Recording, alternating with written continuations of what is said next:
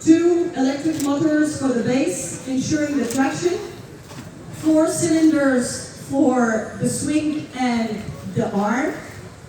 Now the machine is nicely drawing a flying Y in the air and will start now its first demonstration, a digging.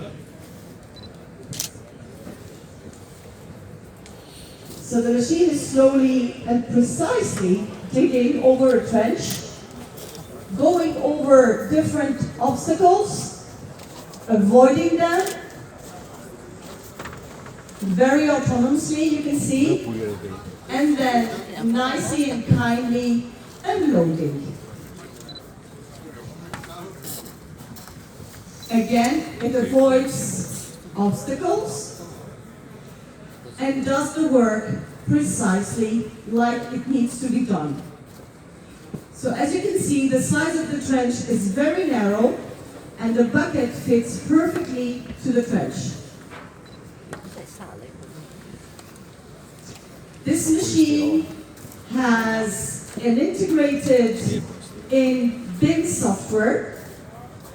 It is also providing autonomous operation.